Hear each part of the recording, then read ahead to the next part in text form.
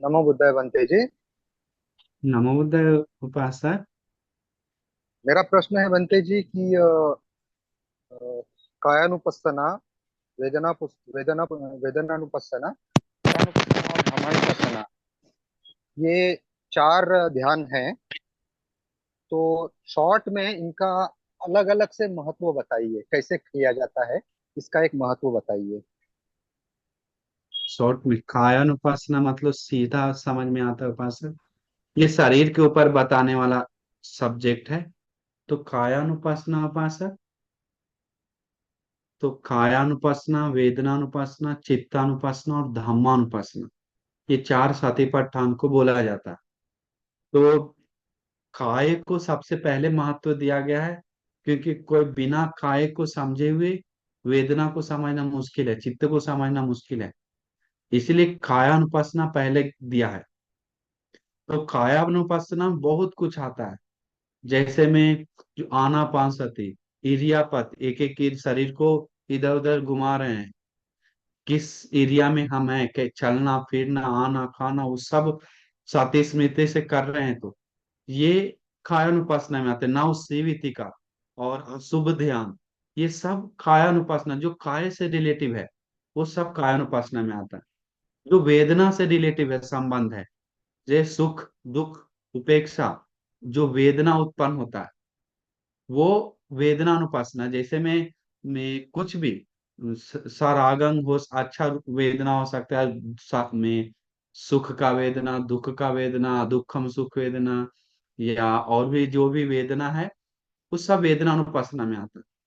चित्तानुपासना में चित्त का महत्व के बारे में, जैसे में चित्त का, में सरागम चित्त है तो राग सहित चित्त है, तो राग सहित है करके सती पठान मतलब होश, सती में, अरे मेरे मन में राग अभी उत्पन्न हुआ करके वो हमेशा याद रखना चाहिए। ये सती पठान तीन कारण से चल रहा, ये तीन कारण नहीं है तो सती पठान नहीं है।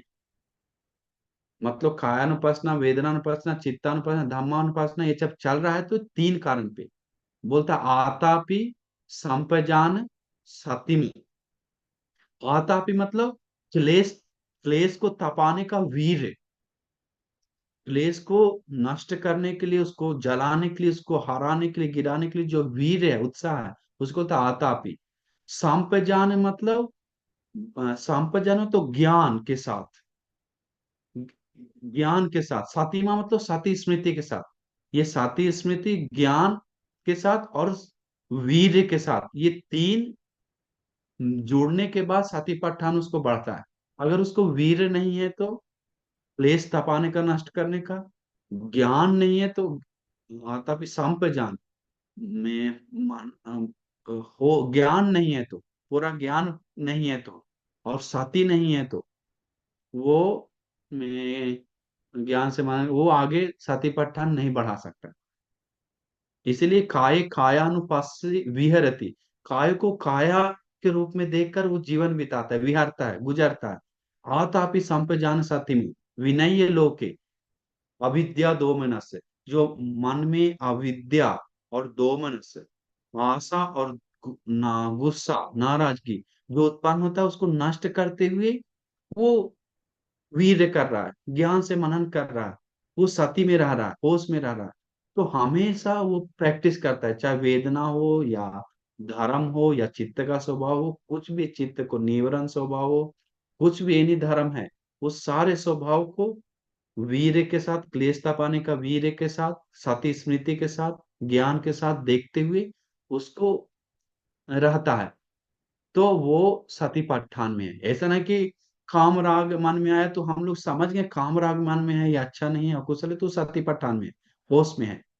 और उसको मेहनत कर रहा है कि सती देता है, लेकिन सती स्मृति उसको दिलाता है, होश दिलाता है। ज्ञान उसको उसको नष्ट करने के लिए कोशिश, वीर उसको नष्ट करता है, पहचान करवाता है। ये तीनों एक दूसरे में कनेक्शन है। अगर सिर्फ उसको होश है कि जान गया अकुशल है, लेकिन क्लेश तपाने का वीर नहीं है, तो उसको वो पोषण करता है, मन दूर नहीं कर पाएगा।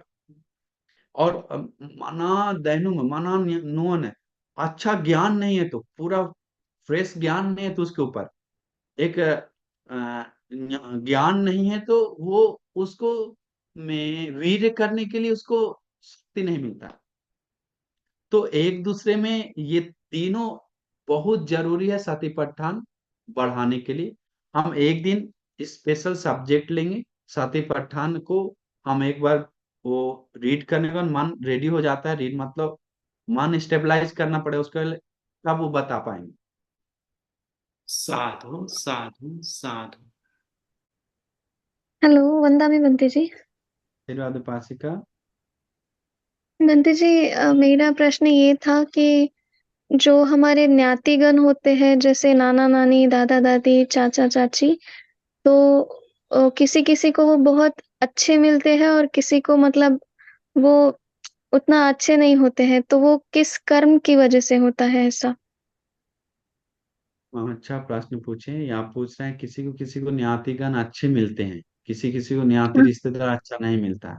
अंकल हो, परिवार हो, रिश्तेदार हो, मामा मामी हो, कोई भी हो। जी तो बनते वो जी। एक एक कारण की वो संसार में अगर वो गलत काम किया तो व्यभिचार किया है तो एक व्यभिचार का विपाक होता है, उसको पारिवारिक सुख नहीं मिलता है, चाहे पत्नी का हो, दोस्त यार का हो, या और घर ज्ञाति रिश्तेदार का हो। एक सुख नहीं मिलता, एकता का सुख नहीं मिलता है। एक कारण। दूसरा कारण, वो झूठ बोलने वाला है तो संसार में बहुत, उसको भी में वैसे झूठे धोखेबाज मतलब उसको उसको भी वो में फंसता है, हमेशा पीड़ा होता है। तीसरा, वो संसार में परिवार को तोड़ा है तो, परिवार को दुख दिया है तो, एकता में रहने वाले परिवार को चुगली करके अलग किया है तो, या एक दूसरे में भेद बनाया है तो, एक दूसरे को लड़वाया है तो, एक दूसरे में दुखी बनाया है तो, उसका विपाक के रूप में उसको आता है। उसको उसको जो परिवार मिलता है, लेकिन उसको कष्ट देने वाला परिवार मिलता है, दुख देने वाला परिवार मिलता है। तो ये सब मायने रखते हैं हमेशा। काय कर्म, वाची कर्म, मनोकर्म जो दूसरे को दिया है, उसी के रूप में उसको रिटर्न आता है।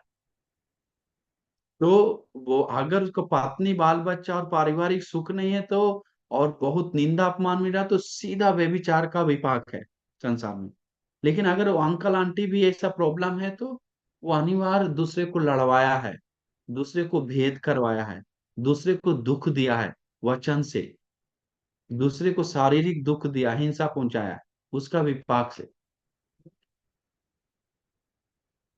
इसीलिए हम सभी लोग अभी इस स्थिति में ऐसे है तो हम लोग मैत्री बढ़ाना चाहिए। कुछ भी उत्तर के लिए भगवान बुद्ध हमेशा बोलते हैं सहनशीलता और मैत्री। ये सहनशीलता कर रहे हैं तो उस कर्म को क्षय कर रहे हैं, मैत्री कर रहे हैं तो पुण्य को बढ़ाकर उसको उससे निकल रहे हैं।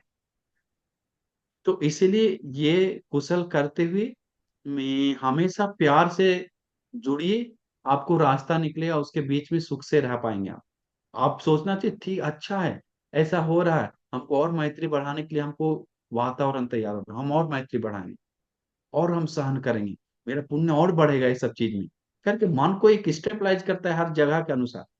तो ऐसे बनाइए, क्योंकि हमेशा अच्छा हर जगह नहीं मिलता है। हर हर मनुष्य परिपूर्ण नहीं है, परिपूर्ण सुख नहीं है, कुछ ना कुछ चीज से अधूरा है। तो ये हम लोग सोचना चाहिए हमारा ये चीज से हमारा कमी है संसार में, जरूर अंग संपूर्ण पुण्य किए होंगे तो हमको ये सब कमी नहीं होता, लेकिन अधिकतर लोग को अधूरा है क्योंकि परिपूर्ण पुण्य नहीं किया है, अकुशल के साथ करते आया है, तो उसका विपाक तो आएगा पीछे। इसीलिए ऐसे सोचना चाहिए उपासिका। तो इस स्थिति में उसके विपरीत, जैसे पारिवारिक सुख नहीं है तो आप दूसरे को एकता कीजिए, जो लड़ा है तो, जो अलग है तो बोले हाँ हाँ ऐसा नहीं, भेद करके रहना अच्छा नहीं, मिलजुल के रहना चाहिए। उस मिलजुल के रहने के बारे में पुण्य जमा कर रहा है तो उसको कर्म क्षय होकर उसका पुण्य विपाक देना शुरू कर देता है। एकता के बारे में, मैत्री के बारे में बात करता है। तो ऐसे करने से उसका जो नया कर्म तैयार होता है और पुराना कर्म क्षय होने लगता है, नया कर्म तैयार होता है, उसको उसको उस सुख को उसको मिलने लगता है। समझ गए उपासिका? जी बनते जी।